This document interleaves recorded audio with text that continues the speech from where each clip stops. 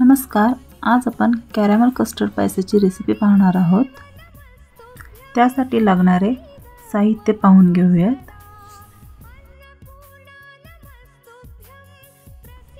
बदाम, काजू, खजूर, पिस्ता, वेलदोडे, तूप, साखर, शेवया, कस्टर्ड मिल्क, केशर आणि दूध। चला कृतीला सुरुवात करूयात। पॅन गरम करून घेऊयात। पॅन गरम झाल्यानंतर तूप घालून घेऊयात। तूप गरम झालेलं आहे। आता आपण ड्रायफ्रुट्स भाजून घेऊयात। सर्वप्रथम बदाम आणि काजू घालून घेऊयात।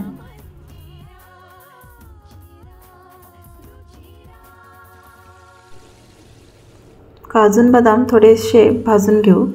त्यानंतर आपण त्याच्यात पिस्ता आणि खजूर पण घालून घेऊयात।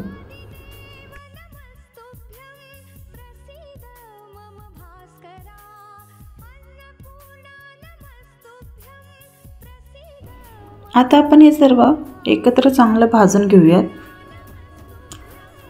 थोडासा सोनेरी रंग आला की आपण ते काढून घेऊयात।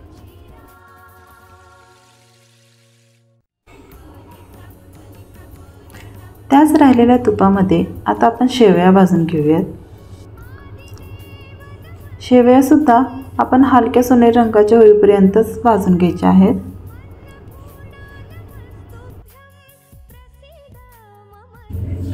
शेवया मंद आचेवरच भाजल्या गेल्या पाहिजेत, नाहीतर त्या करपल्या जातील। आपल्या शेवया आता भाजून झालेल्या आहेत, तर काढून घेऊयात। चला तर आपण कॅरॅमेल बनवायला सुरुवात करूया। सर्वप्रथम पॅन घेऊयात। पॅन गरम झाल्यानंतर त्यात थोडे तूप घेऊयात। तूप गरम झाल्यानंतर त्याच्यामध्ये आपल्या आवडीप्रमाणे साखर घेऊयात। जेवढं गोड पाहिजे तेवढी साखर घ्या। कॅरॅमेल बनवताना चमच्याचा वापर करायचा नाही। जर चमच्याचा वापर केला तर त्याचे खडे तयार होतात। साखर व्यवस्थित मेल्ट होत नाही। आता आपण पाहू शकता आपली साखर मेल्ट होत आहे।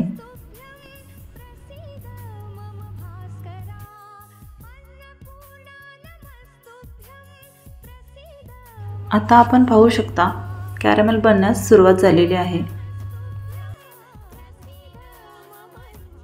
आता आपण पाहू शकता आपले कॅरॅमेल तयार झालेले आहे।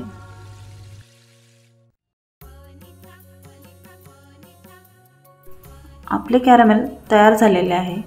पाण्याचा शिंतोडा देऊन आपण ते झाकून साईडला ठेवून देऊयात। आता आपण दूध गरम करून घेऊयात।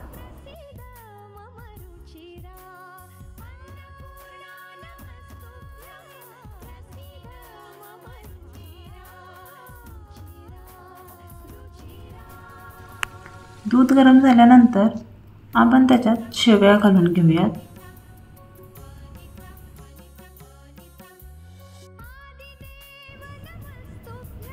आता हे आपण मिश्रण छानसे हलवून घेऊयात।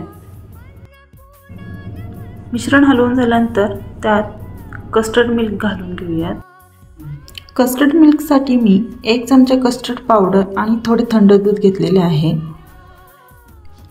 आता आपण कस्टर्ड मिल्कचे मिश्रण घालून घेऊयात। मिश्रण घातल्यानंतर कंटिन्यू हलवत राहावे, नाहीतर गुठळ्या होतात।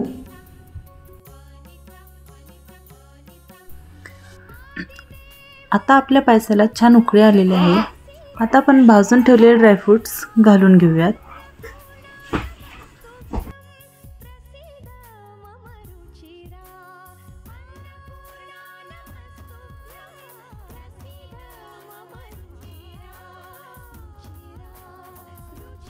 आता आपण यामध्ये वेलदोडे घालून घेऊयात। वेलदोडे मी न फोडता घातलेले आहेत। तुम्हाला हवे असेल तर तुम्ही बारीक करून सुद्धा घालू शकता।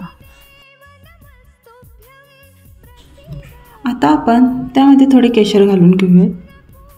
केशर हे ऑप्शनल आहे, तुम्हाला घालायचे असतील तर तुम्ही घालू शकता किंवा स्किपसुद्धा करू शकता.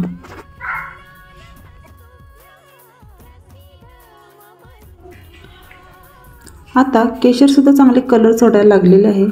त्यानंतर आता आपण बनवून ठेवलेले आपले कॅरमेल घालून घेऊया.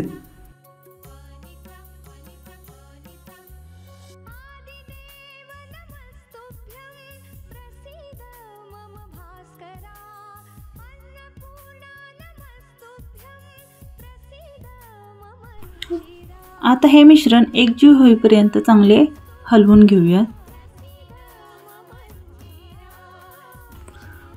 आता पाहू शकता तुम्ही आपले कॅरमेल चांगले एकजीव होत आहे.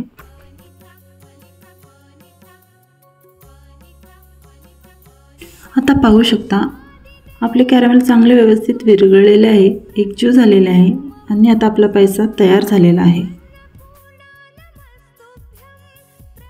Please like, share and subscribe. धन्यवाद.